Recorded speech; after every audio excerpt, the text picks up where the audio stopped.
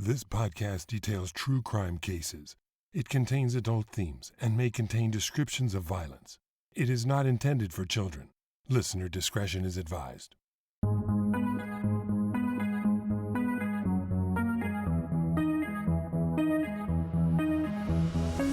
Thank you for joining me for this episode of Once Upon a Crime. One of the most talked about true crime documentaries in the early 2000s was a multi-part series titled The Staircase. The series followed the trial of Michael Peterson, who was charged with murdering his wife, Kathleen, whom he said had died after falling down the stairs in their North Carolina home.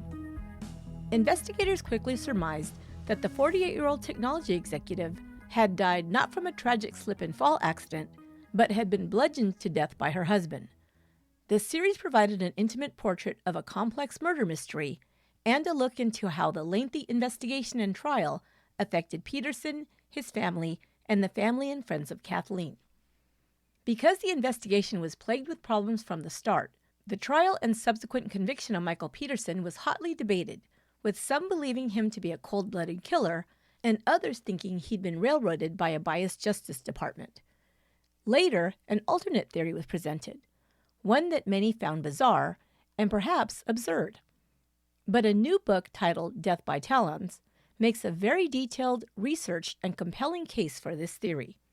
Namely, that Kathleen Peterson was not murdered, nor the tragic victim of a common household accident, but rather that her death was a direct result of an owl attack. Today, I'm joined by the author of Death by Talons, Dr. Tiddy Smith. I hope you'll listen to this fascinating discussion, which may have you revisiting your own beliefs about the staircase.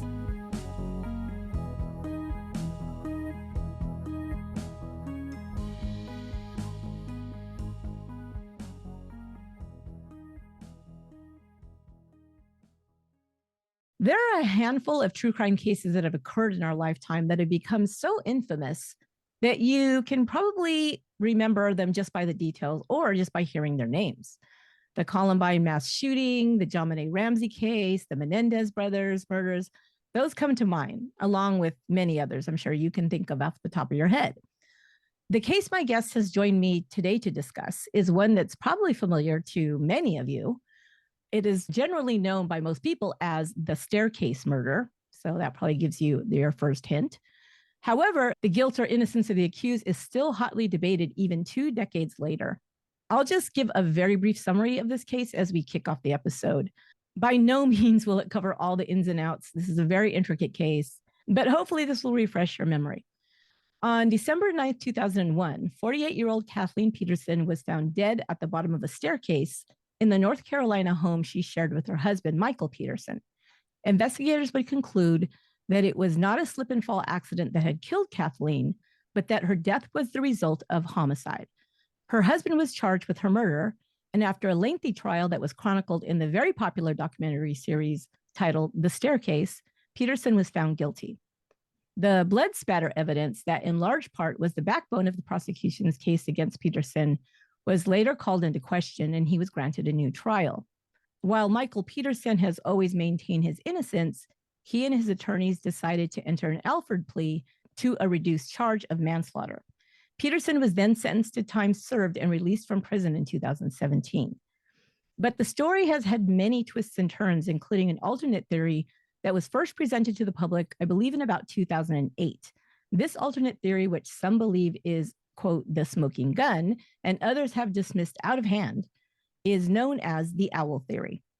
My guest today is Tiddy Smith. He is a doctor of philosophy and has taught at universities in New Zealand and Indonesia.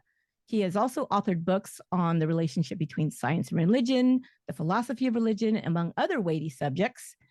And he is also the author of a new true crime book about the Peterson case titled Death by Talons, which we will talk about the owl theory in detail in this book.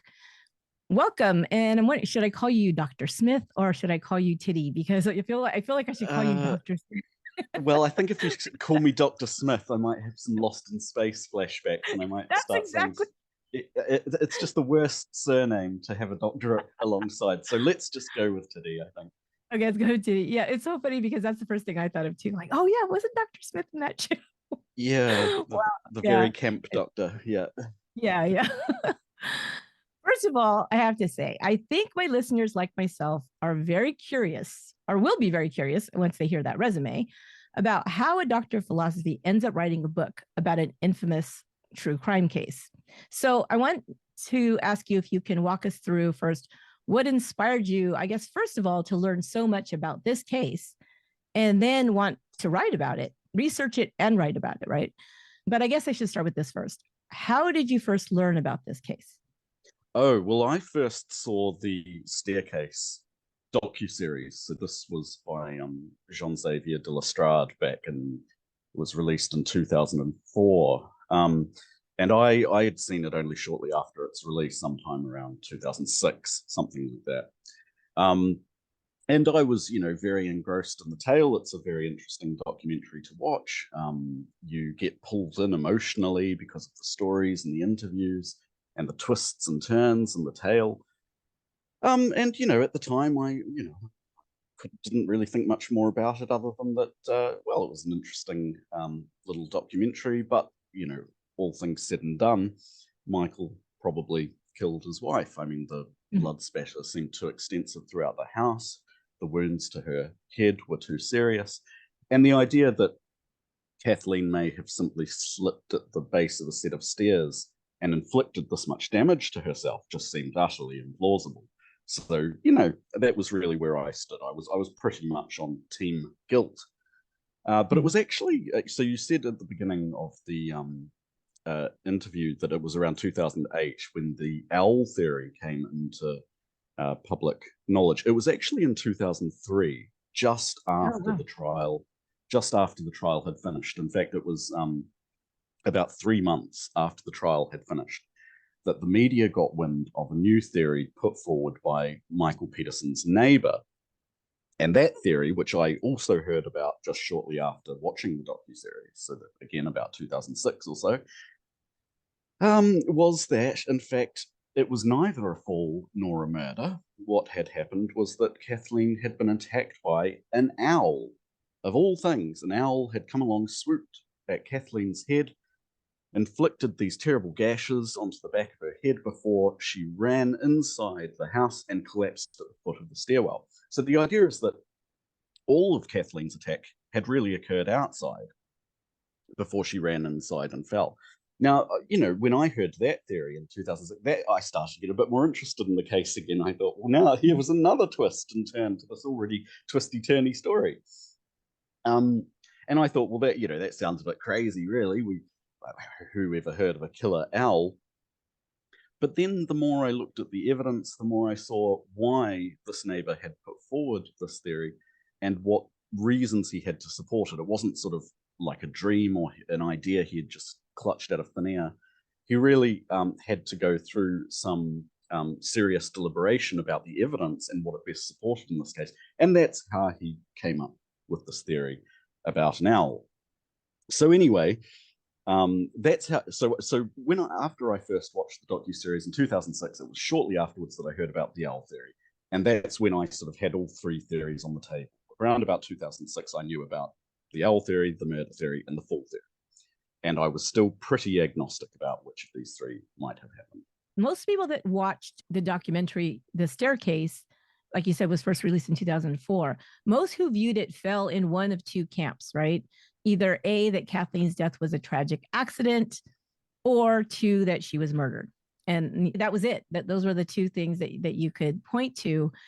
And there were problems with both theories, right? I mean, as far as the crime scene evidence, both had problems. And there was something about that I think that's what was so intriguing about the documentary, and why it became one of these water cooler shows people talked about, because they're like, well, wait a minute, though. If she was murdered, it doesn't seem right. There's something here that's off about it.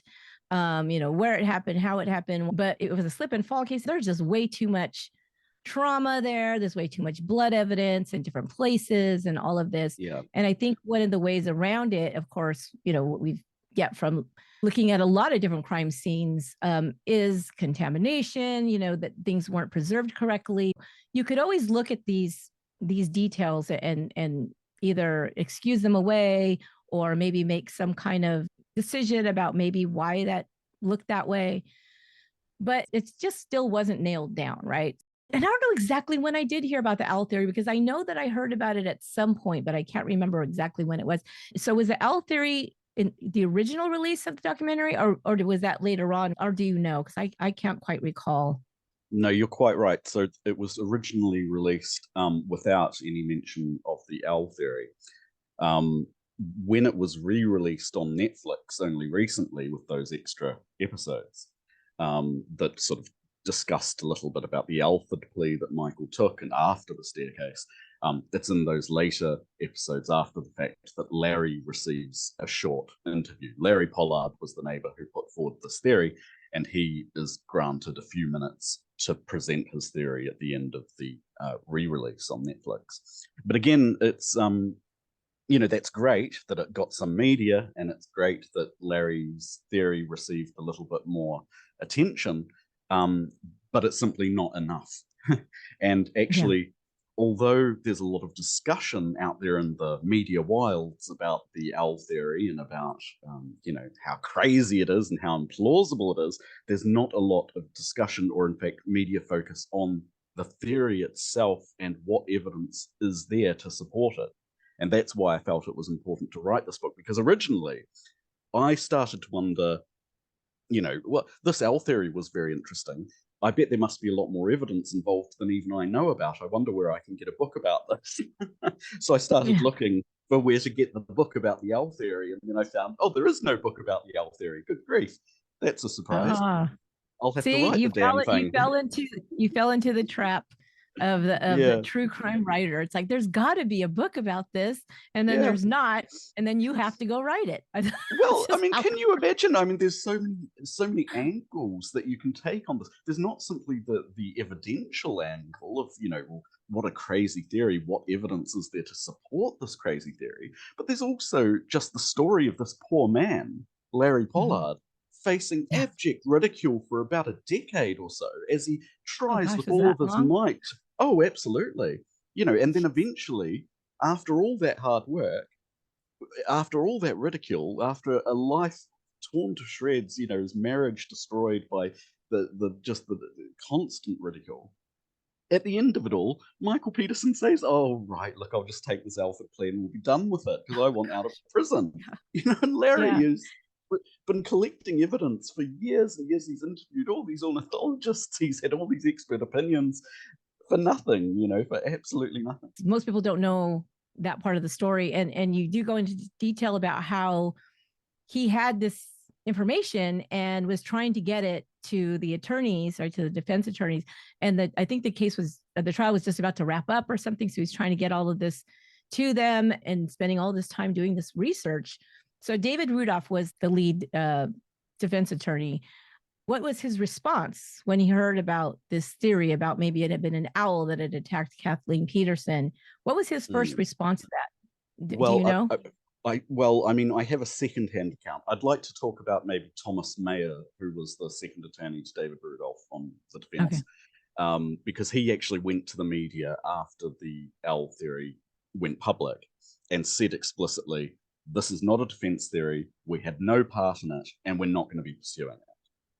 Now, when Rudolph, this is according to Larry at least, when Rudolph was told about this theory by Larry in the sort of closing days of the trial, Rudolph sort of, raised an eyebrow and said, I'm a bit busy here, mate. It's closing arguments coming up, and what are you telling me? You want to argue that an owl killed Kathleen? Yeah, I don't think we're going to go there right now.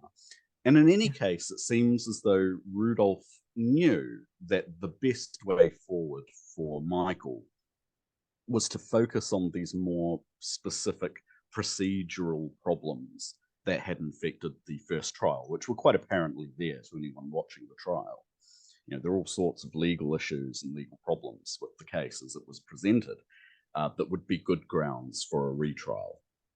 So, I mean, it was pretty sensible by Rudolph to say, look, we're not going to go owl, we're going to go diva, bad blood spatter analysis or something. And that worked. The fact of the matter is there were 2 motions for appropriate relief put forward in Michael's case, or 3 rather. And the one of them was Larry's, which mentioned the new evidence in favor of this owl theory. That was shot down. And it was only Rudolph's subsequent motion for appropriate relief that pointed at Dwayne Deaver's atrocious blood spatter analysis and said, well, this is so shoddy, we need a retrial. And that's what did it. So, I mean, you can't fault him for not listening. Reading the book, I find out other things about this, right? What was it that you can remember that you heard about this theory that made you think, well, wait a minute. Now, this is something. This is something to really pay attention to. What part of it, or were there certain aspects of this theory that you thought kind of answered some questions that maybe hadn't yet been answered in this case? Well, okay, maybe we just should present what the problems are for the 2 theories and how the owl theory solves these problems. Now, there's that old sort of Sherlock Holmes saying, once you've eliminated the impossible, whatever remains, however improbable, must be the truth. The trouble with the 2 defense and prosecution arguments that were presented at trial was that, well, they both seem to be impossible, right? So we were left without any explanation at all. The trouble with the defense argument is there's way too much blood all around the house. And importantly, there's even blood outside the house on the front path, right? Drops of blood on the front path. It doesn't make any sense why a woman falling down the stairs should scatter blood all over the front path of her house. Now, the problem with the murder theory was that Kathleen had no bruising to her brain and had no fractures to her skull, even though she had these great big lacerations in her head that were strangely trident-shaped. They were very strange symmetrical shapes on her head. So ultimately, Kathleen just bled to death from these deep cuts on her head, which doesn't really sound like a homicide where somebody's being struck over the head with a blunt object. Now, Larry's theory was able to account for both of these pieces of evidence at once, because his theory goes, the blood outside the house is from the point at which she was first struck. Right? She was outside the house, an owl swoops down, kapow, blood falls on the front path. That's how you explain the blood outside the house. And the fact that there's no damage to Kathleen's skull and no bruising to her brain, only these deep lacerations that are shaped exactly like what Larry called turkey tracks, is perfectly well explained by a bird of prey attacking her. Now, that was the evidence that Larry started with that really made him think, hell, there's something going on here. And it was after this that Larry discovered that evidence had been withheld in this case. And that evidence was 2 microscopic feather fragments that had been discovered by the SBI trace evidence team in one of the hairs that Kathleen had pulled out from her own head. So it deserves to be said that when Kathleen was discovered at the foot of the stairwell, she had over 60 strands of hair clumped in her bloody hands. And on one of these hairs, microscopic feather fragments had been discovered. Now, that's all very interesting, and it's all very good evidence for the owl theory, but when I was looking at this evidence, I sort of had this thought one day, which was, well, if you think of a cat with a bird, there's usually a few more feathers around than just a couple of microscopic fragments on one bloody hair in someone's hand, right? If there's any sort of tussle between this large bird of prey and a fully grown woman, there should be more evidence of an owl's presence, even like the miraculous discovery of these microscopic feathers that, Larry had predicted by the power of sheer deduction. It's simply not enough. So even though there's good evidence for the theory, there's actually still, it seems, on Larry's account, not enough evidence. And that's when I started to look more deeply at this case. Yeah, you're right, because I my studio is up here. I live in San Jose. I'm in the East Foothills, and San Jose. You there was a great story about an owl attack in San Jose in the book that yes, you might have read. I was going to mention that. So this is going to be my first pitch for you guys to get the book, because it's got so much detail in there. First of all, the photos. Like I said, I'd never seen those photos before.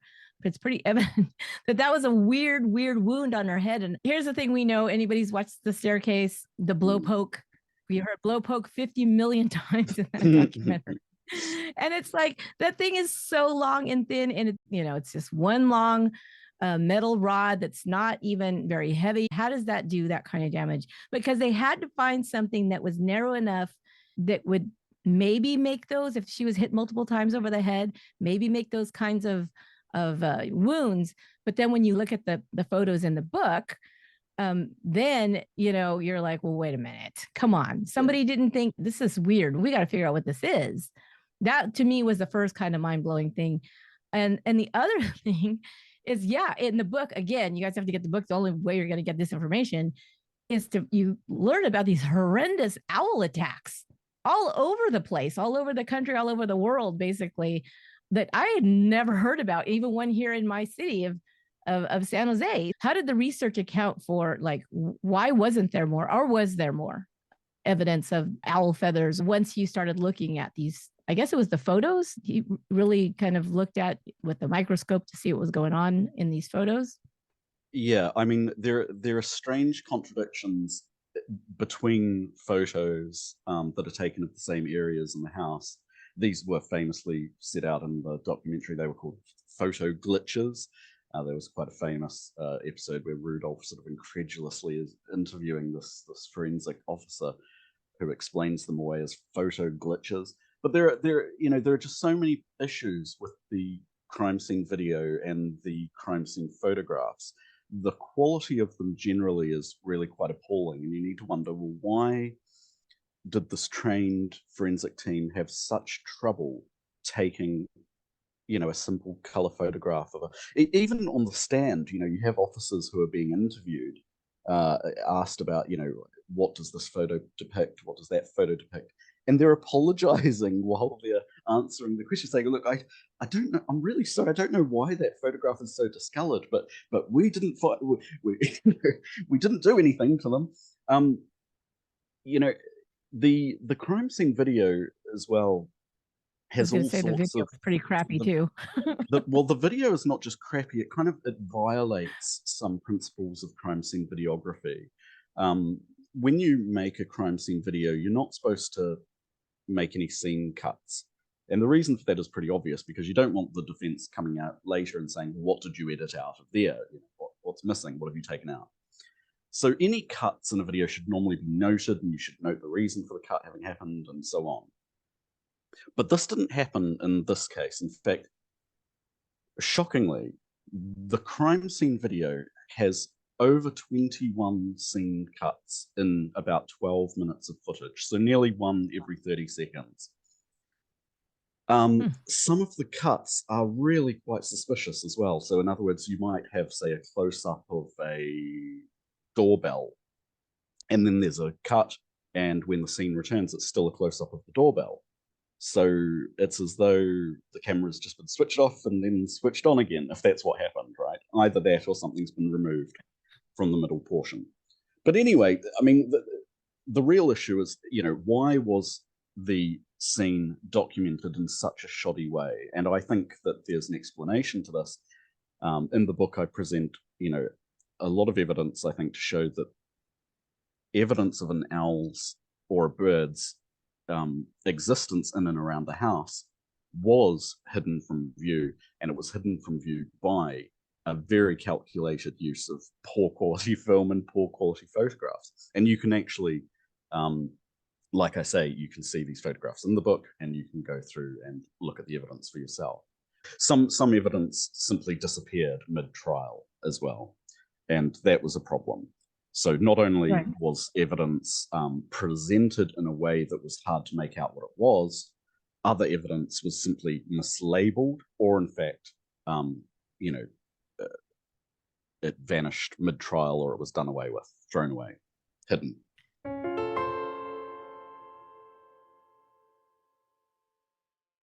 The documentary, of course, is edited quite a lot. In even if it is a multiple hour documentary, we're seeing things presented the way that the filmmakers decided to put it together, and they couldn't put everything in. So there's quite a bit that was left out. This is what we see in some of these cases that tend to be manipulated because they decide on a suspect or think this is the most likely suspect. And then you start looking for things, or maybe not even consciously, but you're actually looking for things that fit what you already believe. Yeah. And so that's possible as well. But then, of course, there is the other idea is, was this deliberate? We know that Michael Peterson had problems with the authorities in that town for a long time. And of course, people can watch that, or there's some of it in the book too, about what was going on in that town and why Michael Peterson wasn't the most popular person as far as the police and other people of authority were considered. So that's another possibility. But you talked about the Sherlock Holmes thing, and that's one way to look at it, which makes sense. But because you are a doctor of philosophy, I have to ask this question. Occam's razor, this is something even people that don't know, squat about philosophy have heard before. But Occam's razor, basically, very, very boiled down, very simply, is if you have two competing ideas to explain the same situation or phenomenon, that you should prefer the simpler one because it usually is right. And I was wondering about that. So if you look at what it would take to explain this crime scene and this crime, or if it is a crime, which would be simpler? Would it be, number one, a fall down the stairs? Would it be an attack by a person known to her, like Michael Peterson? Or would it be an attack by an owl that resulted in a fall down the stairs? See what I'm saying? See what I'm going? No, absolutely. No, that's a great question. And, I don't want to get too technical, but this is such a philosopher's reply, I realize. But I'm going to say it all hinges on what you mean by simple. Because, see, the issue... That is the philosopher's. I know, so annoying. Yeah, you're already having flashbacks to university. But no, I mean, by simple, you might mean, well, which theory is most likely? Which theory, when I say simple, I mean like easy to believe or something like that. Like, simple, easy, common sense. And if you're looking for that, well, then, you'll probably say a fall did it, right? Because that's the theory with the highest prior probability of all of these three theories. It's much more likely for one to die from a fall in the stairs, of your own house, than it is to be murdered by your significant other, and certainly much more likely than to be attacked by an owl, right? Yeah. But the real question is, what is the evidence that we're trying to explain, and how are we trying to explain it? So again, this is like that other rendition of Occam's razor where you say, if you hear hoof beats, think horses, not zebras. So, let's take, for example, the fact that Kathleen had 3 puncture marks on each of her elbows, arranged like the points of equilateral triangles, right? So each of her elbows, 1, 2, 3, 1, 2, 3, very similar in their dimensions, very similarly spaced. Okay, that's just one piece of evidence. And then we can apply something like an Occam's razor, approach and say, well, what's the simplest thing to explain this? Well, what on the staircase is going to do this if she fell? Nothing. So that's if you want to say the stairs did 3 little puncture marks on each elbow, you're saying, well, somehow she landed 6 times and they just punctured. It's a very complicated explanation. You have to invoke 6 events, and they're very strange events. What about if it was a murder? How do you explain these 3 puncture marks on each of her elbows? Well, in that case, say Michael must have used the pointy bit of the blowpoke and gone 1, 2, 3, 4, 5, 6, like that on each of her elbows. Again, like a symmetrical pattern, identical in each case. Now, again, you could say, well, that's more likely than the stair situation, because the event, is easier to make sense of and how it could produce these wounds. But again, now you still have to say there were 6 individual stabbing events. So we need to posit 6 events to explain these 6 wounds. And then you ask, how could an owl inflict these? And you think, well, if Kathleen was covering her head in a defensive fashion, she might if something was flying at her head, right, with both of her arms covering her forehead, her elbows presented forwards. Well, then it's just one lunge. It's one event. It's an owl jumping at her head. Now, that's a way that you can look at it from a sort of Occam's razor approach, and you can say, well, in this case, with this particular piece of evidence, you only need one event. Whereas on every other theory, you have to kind of come up with strange scenarios, unlikely scenarios, and many of them. Right. That was the question that I remember having when they said they found her own hair grasped in her hands, like strands of her own hair. I'm like, who does that? Yeah. I've never heard of that in any other crime scene I've ever heard of. No. The way you explain it in the book is the way that the owls attack is they kind of swoop and then they grab, right, with the talons. So are you saying it was like we saw the wounds on top of the head, but also the elbows, maybe because her arms were above her head, trying to like shield herself where she maybe had already gotten hit. Reading the book too is about how powerful a blow from one of these owls can be, which I found amazing. Yeah, well, I mean, even if we just talk about the grip force of the talons, the grip force of a barred owl's talons is about equally as powerful as a pit bull's bite, right? If you think about the talons of a larger owl, like the great horned owl, which is sort of the largest owl in North Carolina, these talons have a grip force somewhere between 6 and 10 times as powerful as your own clenched fist. So about 6 times as powerful as a man's grip.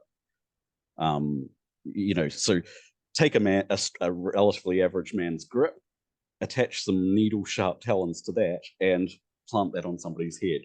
That's an incredible amount of force.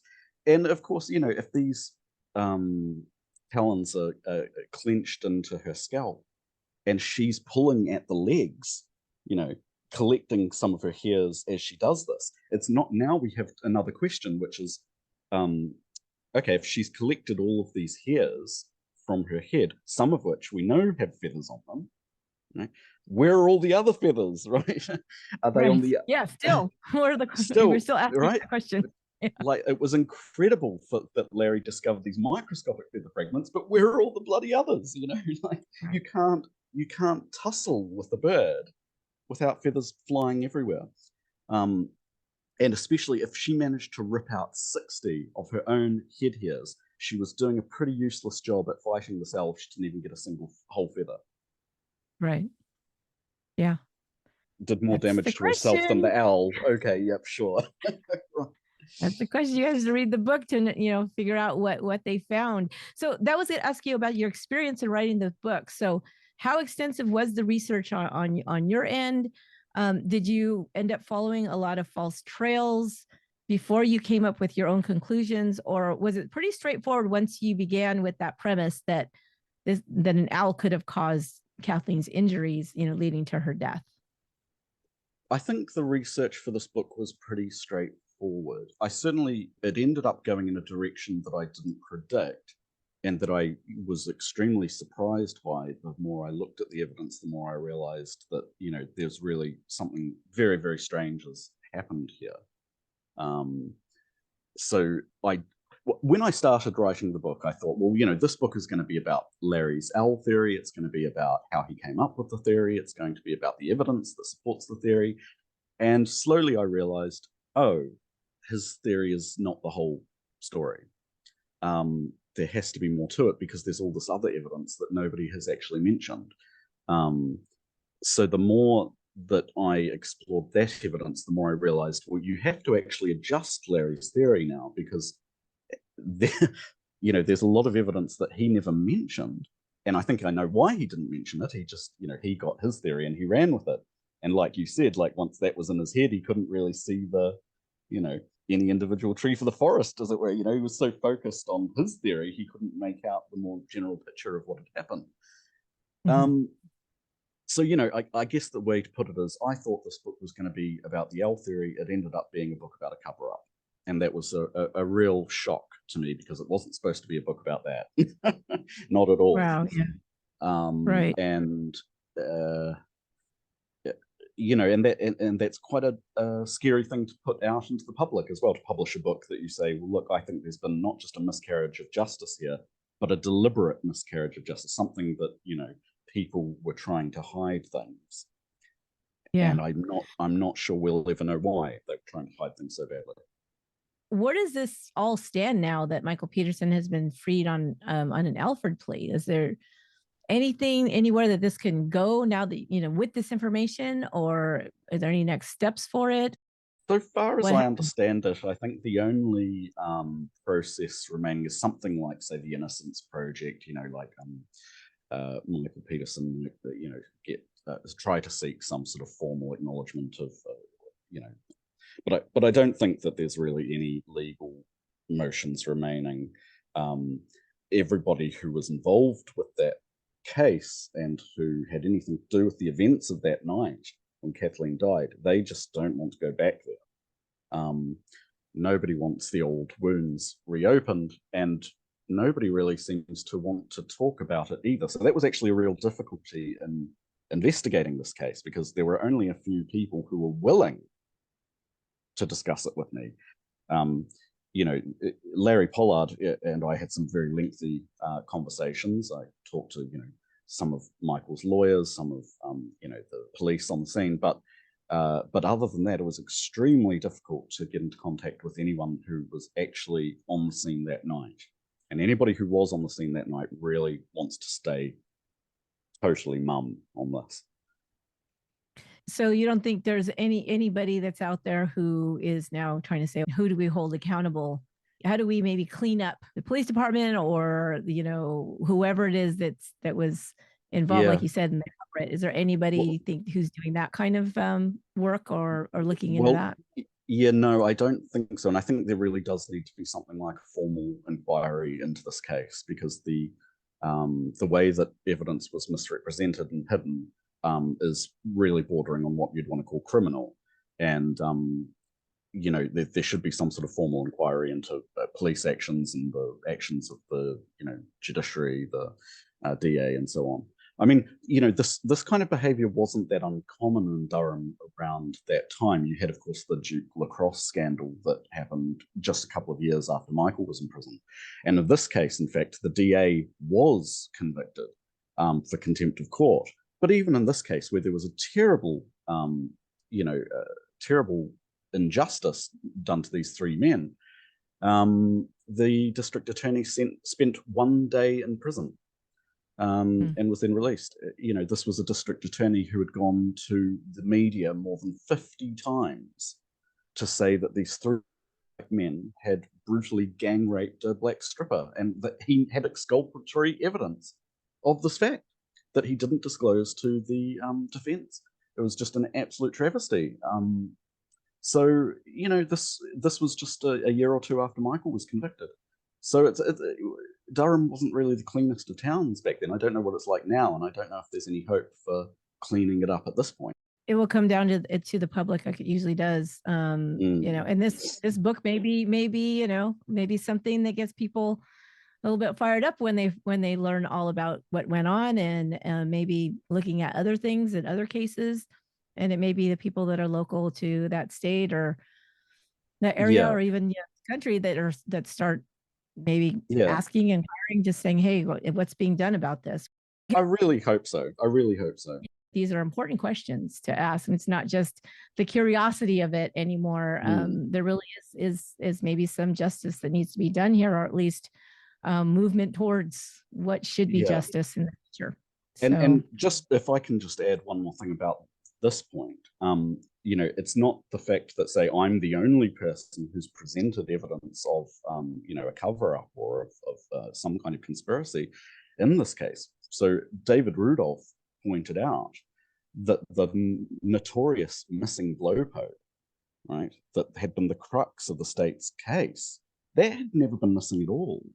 It was photographed in 2002, before the trial started, by Eric Campen and Dan George, the forensic team, right? They photographed it, they found it, they knew that it hadn't been involved in a murder, and they put it back in the house where they found it. So when they were sitting on the stand at trial, saying, the theory is he must have run out the door, with this blowpoke dripping blood, they knew that hadn't happened. And David Rudolph found this out, and points to this fact during Michael's Alford plea. So it's not just me and my, I'm not just some lone nutcase going, oh, there was a cover-up. We know that they covered up some things. The question is just how much they covered up. And, that's when you start to look at it, I think you find there were many, many examples of this, and not just, the blowpoke is an extremely obvious example, and really quite a dreadful one. Yeah, definitely. The book is really, there's so much to it. There's so many details. People that get the book will be able to see the photos that you talked about. It's difficult to explain, so we didn't go into a lot of that, because you really kind of have to see the photos in order to understand the detail. It really does tell a whole other story once you look at the photos. I'd like to add as well that because the photos are, if you have it on Kindle or the paperback version, these will be black and white. You need to go to the Wild Blue Press website, so the publisher's website, where all of the color photographs are available. You can see, in detail how, well, even just, if you're interested, you can see how terrible some of the crime scene photography was, some of the overexposed photos. And I mean, they are so abysmal that you can't really, you almost laugh when you see them. Yeah, you're like, who took these and how old were Who they? took this? Or was it drawn by a 3-year-old? You can't tell what, I'll put a link to the website, because also there you can also order the book.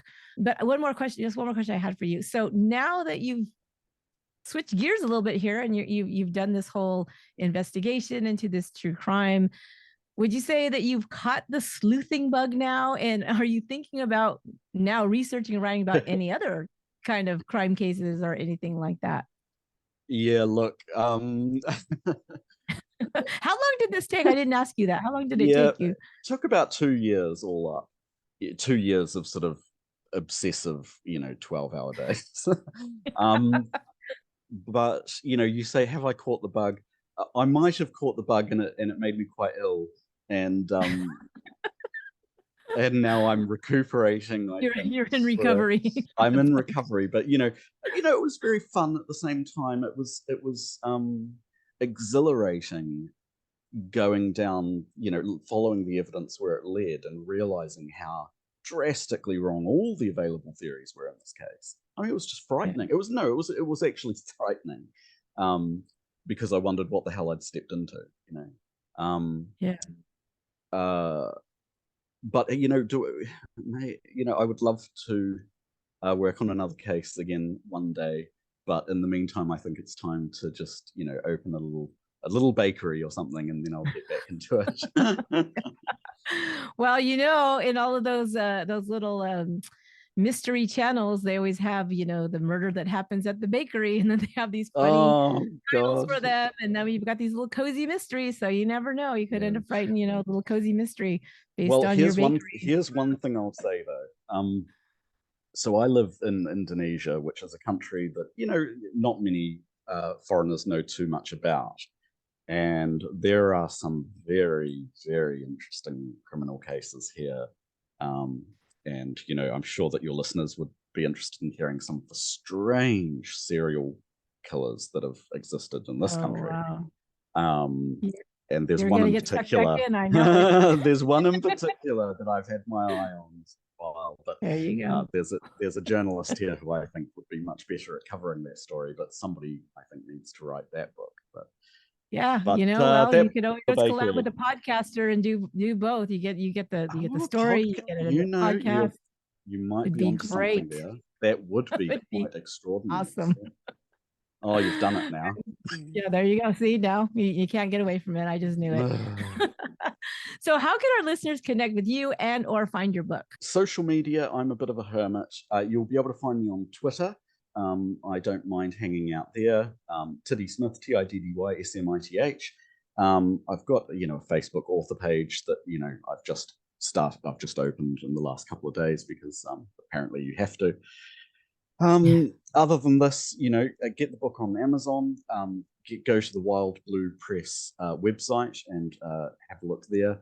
And another shout out for Wild Blue Press, really, if you are yourself writing something that you think might interest other true crime aficionados like us, well, I would really recommend Wild Blue Press. They've been absolutely delightful to work with, and I'm just so excited to be working with them, quite honestly.